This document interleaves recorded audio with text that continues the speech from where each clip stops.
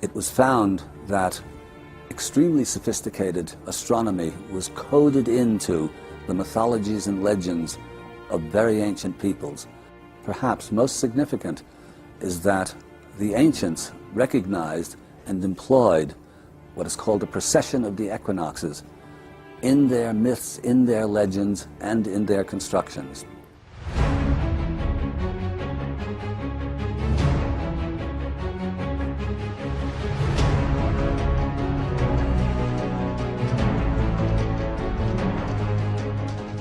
According to Dupuis, the zodiac and astronomy itself was born near the Nile 14,000 years ago. Dupuis insisted that the Greeks were scientific children compared to the Egyptians. Black spark, white fire, Dion Chrysonomos points out in 30 AD also point out the Egyptian priests mocked the Greeks because on many things they have never known the truth. Yet, these Greeks are held up by the Eurocentics as the standard.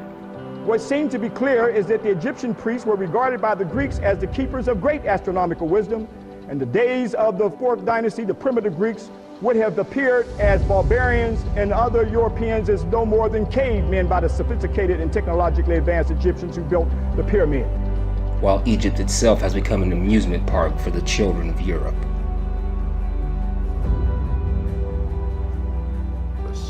It's becoming clear in the new sub-science or sub-discipline of archaeoastronomy that sophisticated astronomical knowledge existed in very, very ancient times. This is long before the Greeks. Let's go to Herodotus, that Robert Ball even talks about. 485 to 425 BC. It is in Heliopolis that the most learned of the Egyptians or Kemetic Africans are to be found. All agree in saying that Egyptians, by their study of astronomy, discovered the solar year and were the first to divide it into 12 parts. And in my opinion, their method of calculation is better than the Greeks. The name of nearly all the gods came to Greece from Kemet. So this is Herodotus, a Greek, saying that they got this astronomy from the Kemetic Africans. And it's also a very African-looking face. Do they think that, which obviously it's the continent Africa. Now it's time for us to observe the high cultural aspects of these people who originally came from Ethiopia. In the hands of Thomas Brophy, physicist and archaeoastronomer, we see that Nabta Playa is not just oriented to the solstices, which would already tell us that there was a fairly sophisticated astronomy in place, but rather that it encodes astronomical information so sophisticated that it's only in the past couple of decades that our own astronomy has been able to provide us with this kind of information. When Windorf and Schild started consolidating their evidence after 30 years of investigations, they came to some interesting findings about the area of Nabta Playa. These people had long-distance contacts with the south, as exhibited by elephant ivory that was brought from the south to Nabta Playa. And Windorf and Schild also wrote that the typical care of the ancient Egyptians to preserve the body so the spirit could go to the afterlife may have originated with these Neolithic people who inhabited the Western Desert prior to the emergence of ancient Egypt. The actual form of mummification that we know today has its origins not too far from here.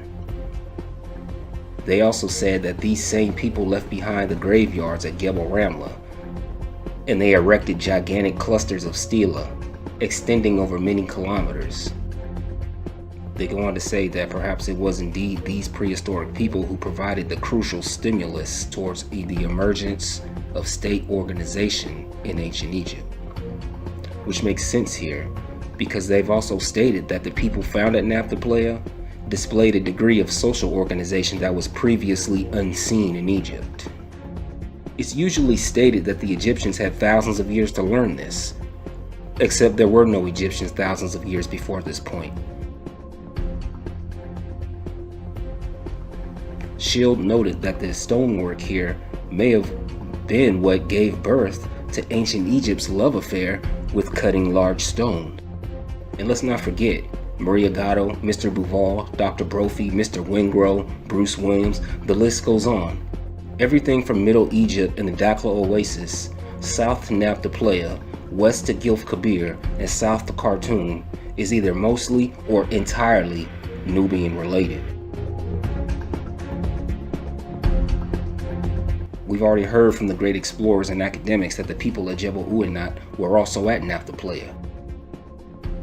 And the dynastic Egyptians have been now proven to have known about and gone to Jebel Uweinat to meet up with the people from Yam. We met Mr. Brophy near his home in Encinitas, California, to demonstrate his findings. Okay, we're looking at a mock-up of the calendar circle at Nabta Playa. The mock-up is to the correct size. It's about 12 feet across, and these standing stones are very roughly to the size of the stones that were found. They got these two windows. And it turns out that that one points very well to the summer solstice sunrise. So on summer solstice, you would see the sunrise.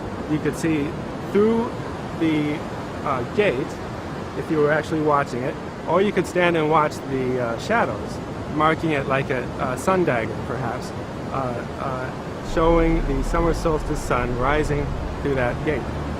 Fred Wendorf and Romuald Schild are both heavy hitters in archaeology and ancient anthropology. Black Genesis covers much of their work at Nabta Playa and goes into great detail about what was found. It paints a picture of a civilization accomplishing things that were unheard of anywhere in the region previously. Here we see that they found strange groups of large stones that, when excavated, were found to have been deliberately placed over natural rock outcrops that were 10 to 16 feet underground, and these rocks would weigh up to 20 tons. This was at least 3,000 years before the Egyptian state. These rock outcrops, as reported here already, had actually been shaped by human hands.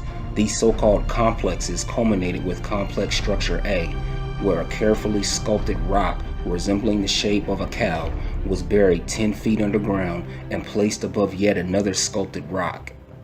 Emanating from this cow-shaped sculpture were stone alignments that shot out from this sculpture for several hundred meters.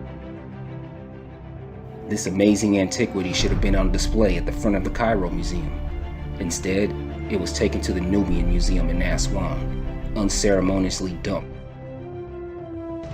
Here exclusively, on this channel, we have photos of this thing as it was excavated.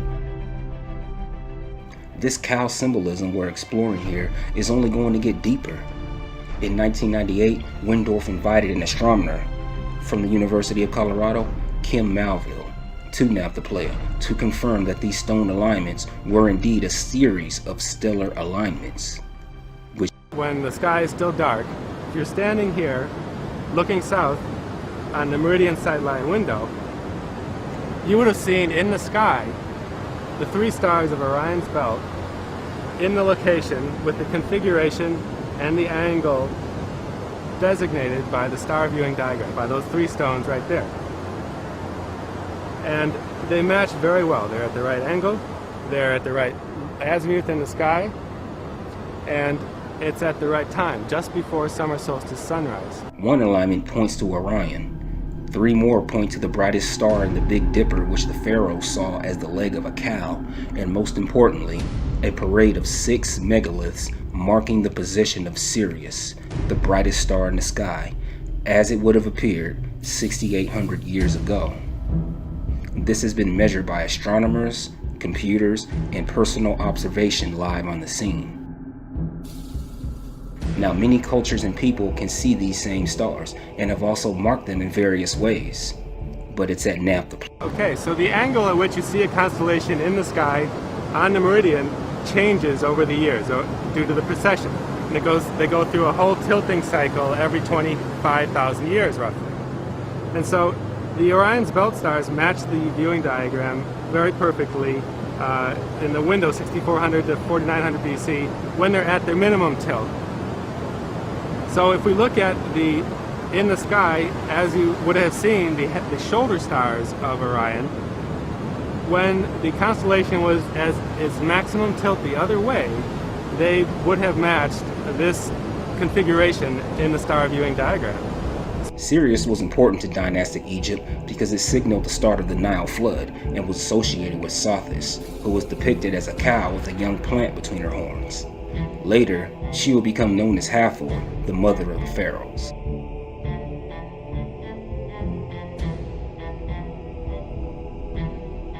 Here we see cattle symbolism. which goes hand in hand with academic observations of cattle symbolism being mixed with stellar symbolism in Egypt. At Nabta Playa, the primary feature of this astro-ceremonial complex was the alignments to the rising of Sirius and to the circumpolar. How is this significant to the people of Nabta Playa? Mr. Duval of Dr. Brophy write here that this star's rising marked the beginning of the monsoon rains that filled Lake Nabta 6 months out of the year. They also write that there is indeed such a summer solstice alignment at Nabta Playa as defined by the so-called gate of this circle. Now let's get into some more of this observed symbolism. Found here in Lower Nubia were symbolic cattle burials, a long-standing tradition amongst these Ethiopians for a long time. At Nabta Playa, the heads of these cows were all directed south. Alignment shooting out from the sculpture itself also pointed towards Sirius and Orion and the Big Dipper. The feet of Orion, when the head and shoulders match, are on the circle, and the Orion's upstretched bow arm is also on the circle. And when the belt stars match, you get another set of matching, roughly the right size, except a bigger man figure. We also see this in Egypt, where the Apis bull was ceremonially buried. The ancient Egyptians would target these celestial bodies and give them intense cow and bull symbolism. Let's not forget that Egypt was indeed an intensely stellar society when it came to its myths.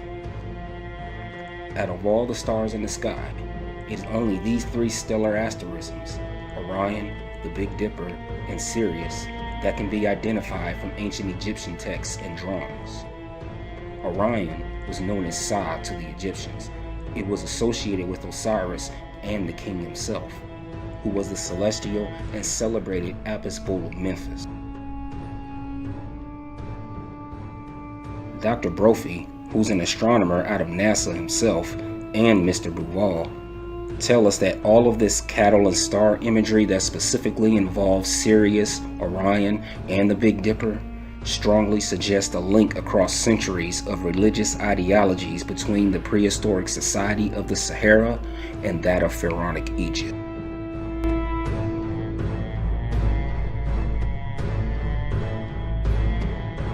So we see so far intense cattle symbolism associated with these very stars at Nabta Playa. Now let's take this one even deeper. Up in Giza, at the Great Pyramid, Egyptologists originally thought that its shafts were actually air shafts. A number of authors discussed that they probably indicated stars. Today, it's generally accepted that these shafts were in fact pointing at certain stars that were in those very positions the year this pyramid was allegedly made. Specifically, the King's Chamber's southern shaft points to Orion's belt, and the Queen's Chamber's southern shaft is oriented to the position Sirius was in the 4th dynasty. There's also another shaft that hasn't been connected to a star yet, but points directly south, and this runs in a straight line that doesn't deviate for more than a centimeter. So here we have the royal chambers, pointed at Sirius and Orion, and a meticulously laid out shaft pointed celestial south. At Nabta Playa, the alignments are pointed at these same stars, and the cattle burials are pointed towards the south. Let's also remember that cattle burials were also found inside some of these pyramids in the absence of actual human remains, just like at this ceremonial center in Lower Nubia 8,000 years ago.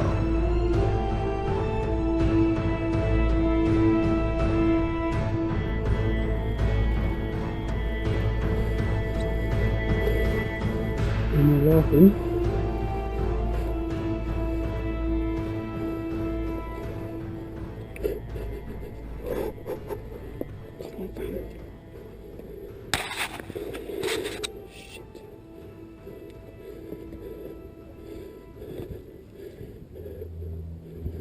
One step at a time.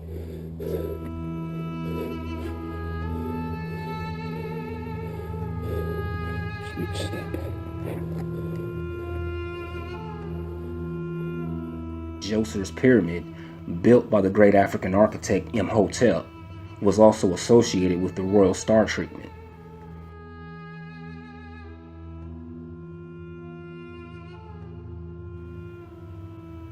Dr. Brophy states here that there is even evidence that the people of Nabta Playa had a subtle and elegant concept of processional motion, something academics have previously insisted was only discovered by the Greeks.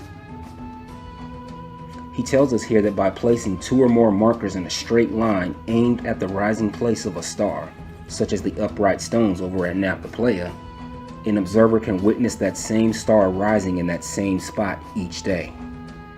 Every 72 years, that position will move by 1 degree. Multiply this by thousands of years, and we can now see how the Egyptians were in possession of thousands of years of astronomical knowledge. What seemed to be clear is that the Egyptian priests were regarded by the Greeks as the keepers of great astronomical wisdom. According to the findings of Windorf and Schild, Nabta Playa began functioning as a ceremonial center during the Middle Neolithic around 6100 to 5500 BC.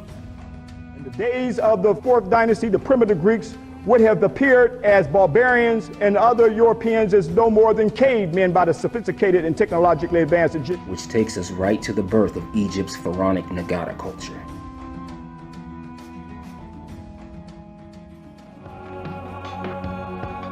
When the desert became super dry and their animals died, the Nabta people migrated to the There's Nile. also evidence that this site at Nabta Playa was visited as far back as 9000 to 6000 BC, which gives it an even longer astronomical observation period. So far today, we've clearly seen that all the information presented today stands in direct contrast to Eurocentric liars telling us that no Nubian culture existed in Egypt in the Neolithic. They know for certain that the people of Nabta Playa measured the alignment Sirius and the bull's thigh at 6100 BC, as measured multiple times by astronomy software and human calculation. The software also included special software written by Dr. Brophy and Mr. Bouval to better these calculations. And these calculations tell us that Sirius, the bull's thigh, and the rising of Vega all were within a few hundred years of each other, and all are recorded at Nabta Playa. More work should be coordinated between Nabta Playa and Giza in order to solidify the uncanny similarities that we find between these 2 locations. Many people waste time trying to link Nabta Playa to Mesopotamia and Arabia and are constantly looking for a reason for something to be as non-African as possible.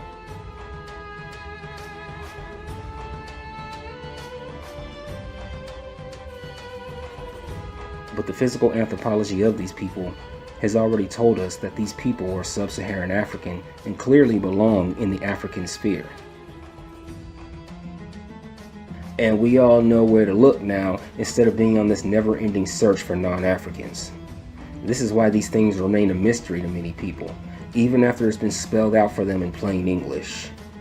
Until you center yourself in Africa, you'll always be chasing a ghost or scribbling lines on a piece of paper. So this brings us full circle to the end of this Nabta Playa series. Around the 5th millennium, the people of Nabta Playa had worked out a way to stay permanently at Nabta Playa by digging deep wells to sustain themselves until it dried up in about midwinter. They grew basic cereal crops and ate hare and gazelle that also came to this lake to drink. As for their cattle, these Nubians at Nabta Playa considered them sacred. This is very much in line with the Maasai herders from East Africa, who themselves came from a location further north than they're located now. According to Zulu history, in ancient times, their people inhabited northern Africa. When the rain stopped and the region became Sahara, the Zulu migrated south.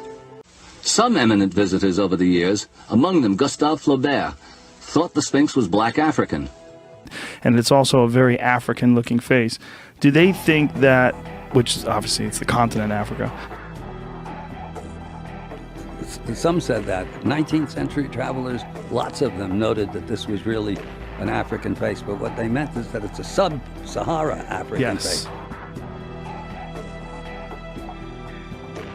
It's a real African face. The Nubians are very black. It's a real African face.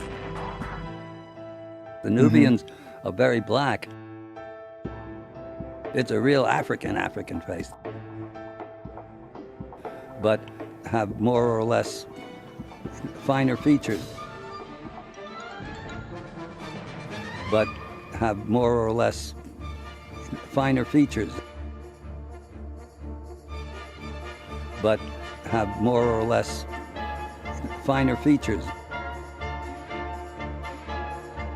But have more or less finer features. It's a real African face. It's a real African face. It's a real African face. It's a real African face. It's a real African face. It's a real African face. So basically, I'm every type of African there is. I mean, that looks more like an NBA basketball player. I mean, that looks more like an NBA basketball player than, than an Egyptian. than an Egyptian. Than an Egyptian. Than an Egyptian. Than an Egyptian. Than an Egyptian. Than an Egyptian. Than an Egyptian. Than an Egyptian. Than an Egyptian. Than an Egyptian. I mean, that looks more like an NBA basketball player than an Egyptian. The subjects covered in this series shed some more light on why Egypt was oriented to the south. Mummification comes from the south. The gods such as Osiris came up from the south, even in legend. In the New Kingdom, Amun lived in Thebes and Kush. And the oldest Egyptian iconography found is near Aswan, the deep south. Yet the Egypt groupies are constantly looking in every other direction and wondering why everything's a mystery. That's because it's like Wingro said, the early history of Egypt cannot be understood outside of its wider African context. It's as simple as that.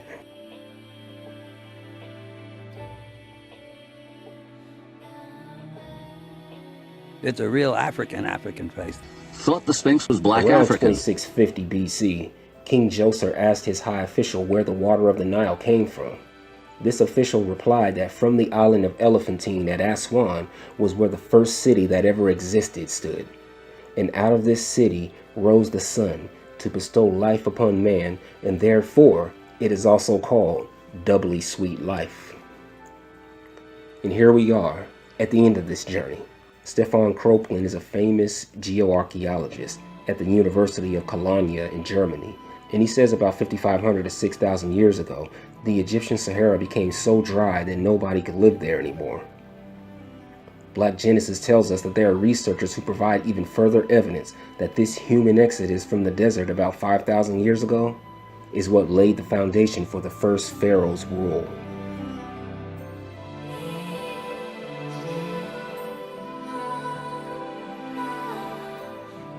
David Phillipson is a professor of African archaeology at Cambridge.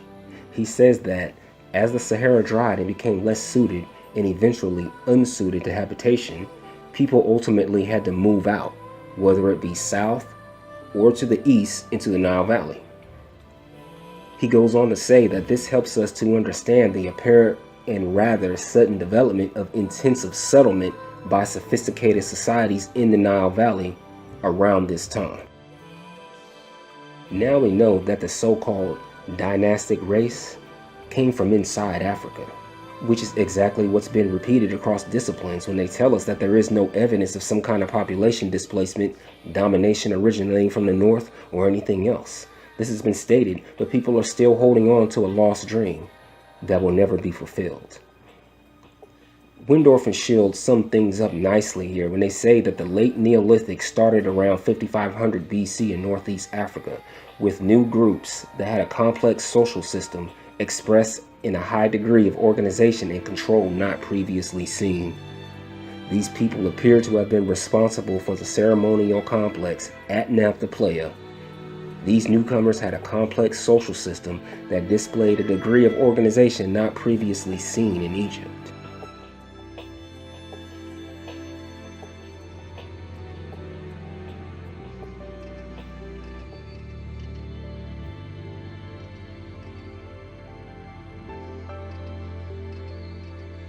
And let us remember that the people in the west at Jebel Uweinat, the people at Gilf Kabir, the people at the Oasis in Dakhla, and the people over in the Nile Valley in traditional Nubian eras were all related. And these people all moved between these areas, including the natural trails that go between Jebel Uweinat, Gilf Kabir, and Nabta Playa, along with the ancient trail that was found that goes between Dakhla Oasis and Gilf Kabir and Jebel Uweinat. This is an important development here, and Maria Gatto tells us that when the material cultures of Gilf Kabir, Jebel Uweinat, the Dakhla Oasis, Upper Egypt, and Nabta Playa in Lower Nubia are all Nubian related. Dr. Brophy and Mr. Duval have shown us that the people at Jebel Uweinat were also at Nabta Playa, and they clearly demonstrated that the ancient Egyptians knew about Jebel Uweinat, how to get there, and went that way to rendezvous with the people from Yam.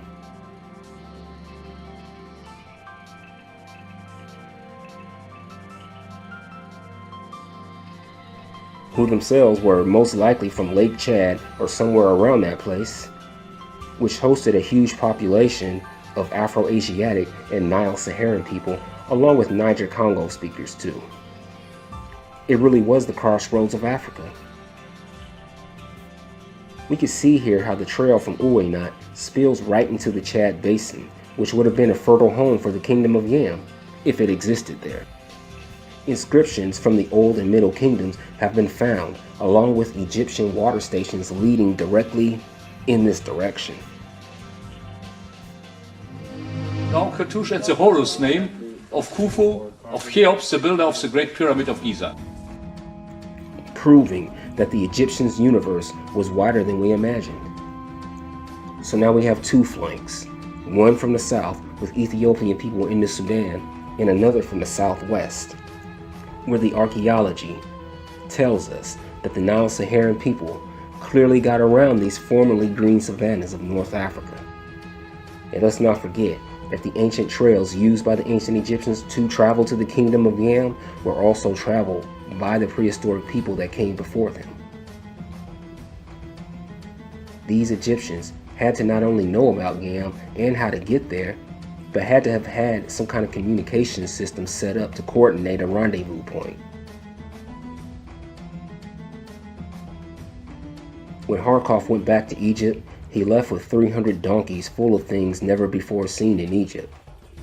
So now, we don't just have the same old tale of Hatshepsut going to punt for some incense. It's interesting that Central Africa has its slice of Egyptian history now as verified by the inscriptions left by one of Egypt's greatest kings, the great unifier that they call Mentuhotep II.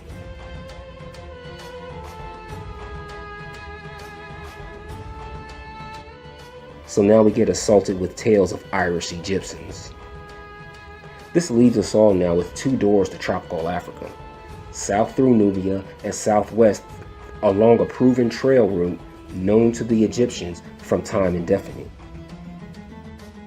Now that we know that their ancestors fled from the Sahara, of course they would know about this road, and of course they would know how to get to Chad. And let's remember that in Chad today, there are certain people known to the Arabs as the sons of Ra. And now we have a context for why the Arabs called these individuals by that name. This was covered in great detail here in a previous video last year. Eventually, many people living in North Africa were pushed south into West Africa, the Nile Valley, and elsewhere. This is why many of these people have an ancestry. According to Zulu history, in ancient times, their people inhabited northern Africa. When the rain stopped and the region became Sahara, the Zulu migrated south.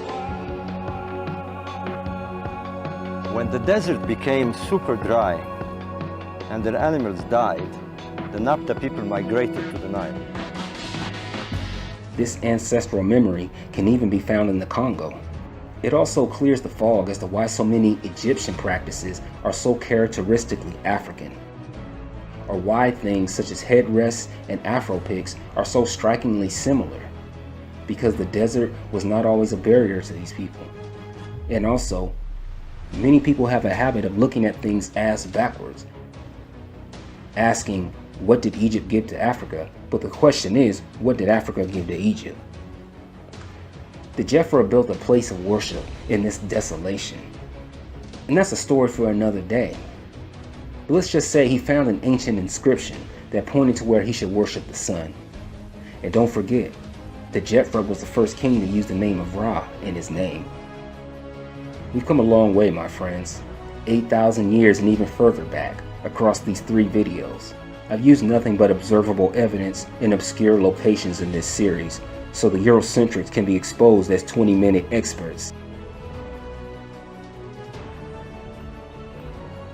In case they come with yet another one-dimensional theory that doesn't even come close to this level of scrutiny. And I can get even more obscure with this if you want me to.